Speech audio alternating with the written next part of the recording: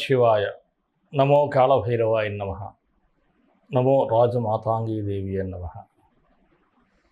విధాత TV ప్రేక్షకులకు అందరూ సుఖ సంతోషాలతో ఉండాలని మనస్ఫూర్తిగా భైరవుణ్ణి ప్రార్థిస్తూ మీ విశ్వసాయి గురూజీ.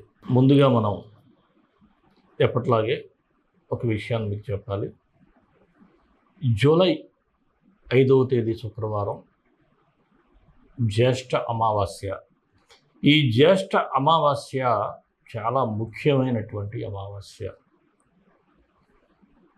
పెద్దల కోసం చేయొచ్చు, అలాగే మన దారిద్ర్యాన్ని తొలగించుకోవటం కోసం కూడా ఈ అమావాస్య నాడు పరిహారాలు చేసుకుంటే చాలా మంచి జరుగుతుంది. ముఖ్యంగా మన పీఠంలో ఎప్పటిలాగే ఈ అమావాస్యకి హోమం జరుగుతుంది. అందరూ కూడా మీరు పరోక్షంగా పాల్గొనాలి అనుకునేటువంటి భక్తులు మీ గోత్రనామాల కోసం దిగువ స్క్రోల్ అవుతున్నటువంటి నెంబర్కు వాట్సాప్ చేయండి. ఖచ్చితంగా ఇందులో మీరు పాల్గొంటే మంచి జరుగుతుంది. అలాగే ఆ రోజు మీరు మీ ఇంటికి గుమ్మడికాయను కూడా కట్టుకోండి.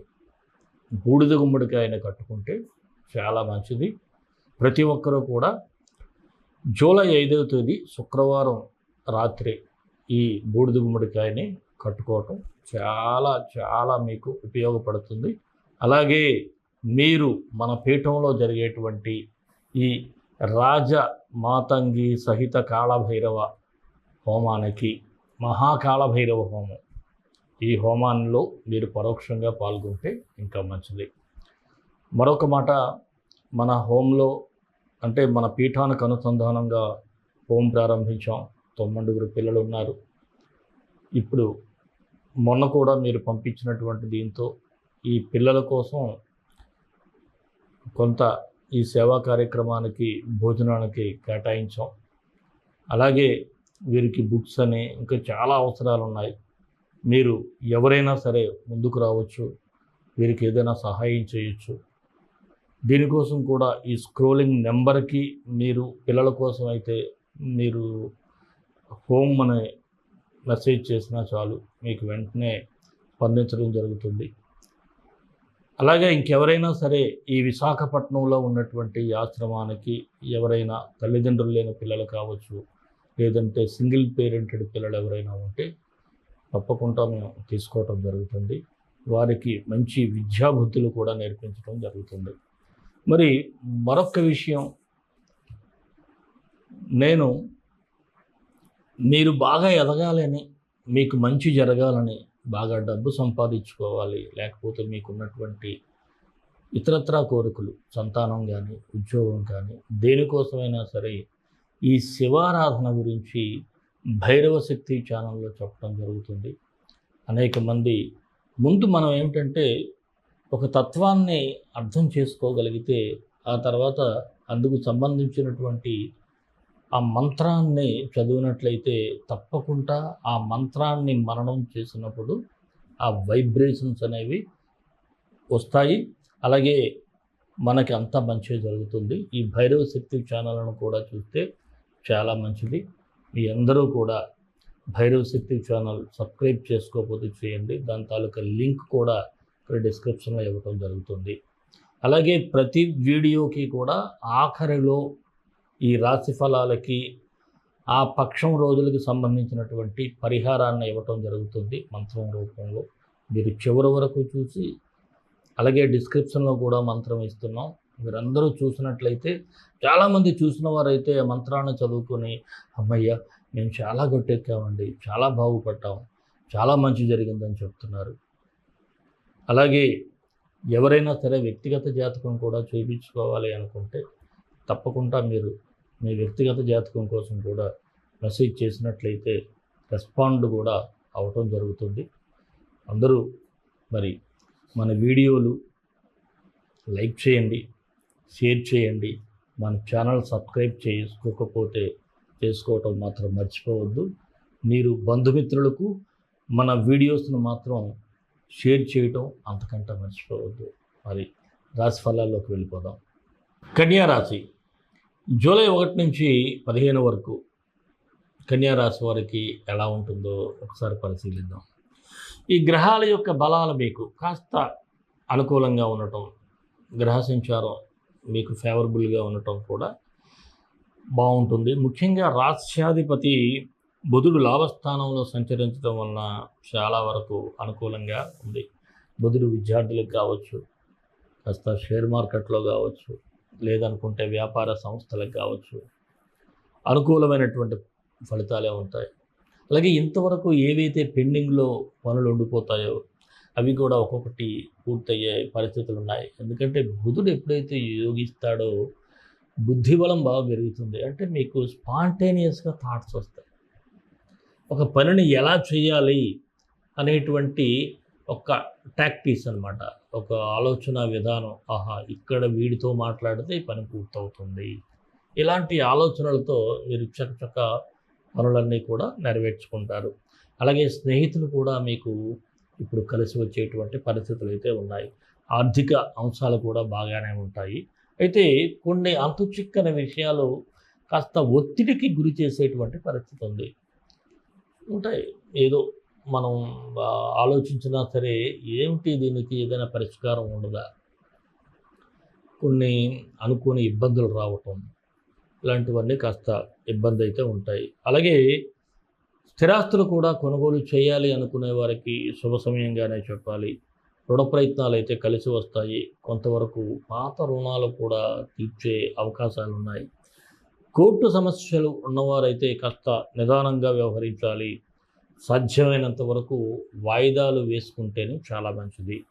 అలాగే మీ జీవిత భాగస్వామితో గతంలో ఏదైనా ఇబ్బందులు ఉంటే ఇటు ఆడగానే మగ్గాలి. ఎవరికైనా సరే స్త్రీ పురుషులు మీరు కాస్త మీ ఇద్దరే మధ్యవర్తి లేకుండా కూర్చొని మాట్లాడుకుంటే సమస్యలన్నీ తొలగిపోతాయి. కాకపోతే ఈగోలను పక్కన పెడితే చాలు. అలాగే వాహనాలు నడిపేటప్పుడు కూడా కాస్త జాగ్రత్తగా ఉండాలి. ఏదైనా మనకి ప్రమాదం అనేది చెప్పు రాదు. కాస్త కేర్ఫుల్గా ఉండండి. ఇక నిరుద్యోగులకైతే అవకాశాలు కనిపిస్తూ ఉన్నాయి. వచ్చిన వాటిని సద్వినియోగం చేసుకునే ప్రయత్నం చేయాలి. లేదనుకుంటే కాలం మరింత ఎదురు చూసే పరిస్థితి అయితే ఉంది.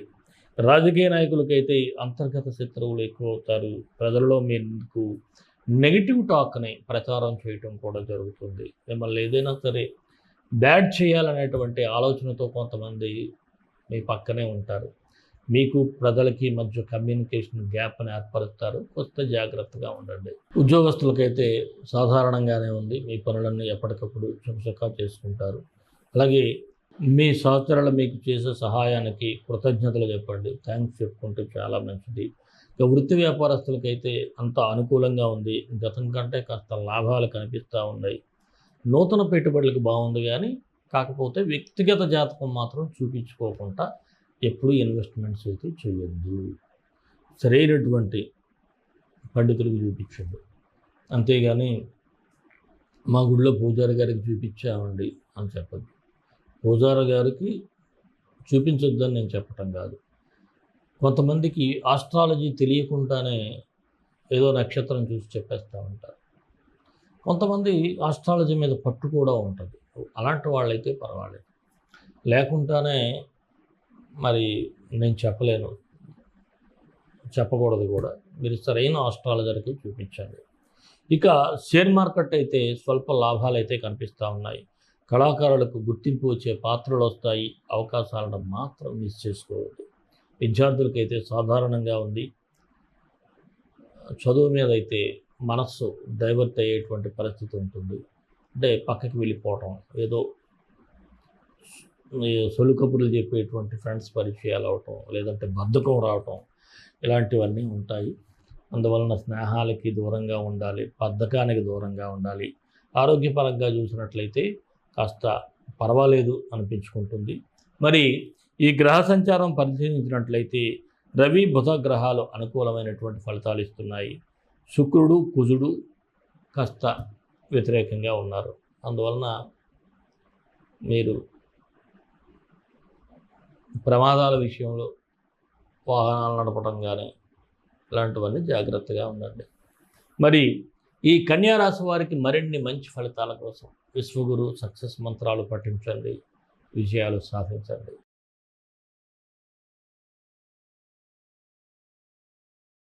కన్యా రాశి వారు ఈ శుక్ర కుజులకి పరిహారం చేసుకోండి. ఇప్పుడు మనం ఏం చేస్తాం, ఎవరైతే మనల్ని ఇబ్బంది పడుతున్నారో కాస్త బతిమాలుకునే ప్రయత్నం చేస్తాం. ఇక్కడ గ్రహాలు కదా, ఈ గ్రహదేవతల బ్రతిమాలుకుంటే మనకు అనుకూలంగానే ఉంటారు. శుక్రుడికి ఓం వస్త్రం దేహి శుక్రాయ స్వాహ, ఓం వస్త్రం దేహి శుక్రాయ స్వాహ. అలాగే కుజుడు ఓం వీరధ్వజాయ విద్మహి విఘ్నహస్తాయ ధీమహి తన్నో భౌమ ప్రచోదయాత్.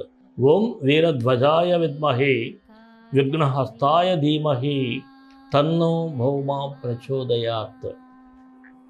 ఈ మంత్రం ఈ 18 సార్లు చదువుకోవటం, అలాగే సాధ్యమైనంత వరకు సేవా కార్యక్రమం చేయటం మంచిది. మరి మన ఇష్టదైవం కాళభైరవుడు, కాళభైరవ గాయత్రి. కాళకాళాయ విద్మహే కాళాతీతాయ ధీమహి తన్నో కాళభైరవ ప్రచోదయాత్. సర్వే జనా సుఖినో భవంతు, లోకా సమస్తా సుఖినో భవంతు. దేశం కోసం, ధర్మం కోసం, భారతీయ సంస్కృతి విలువల కోసం పాటుపడదాం. స్వస్తి.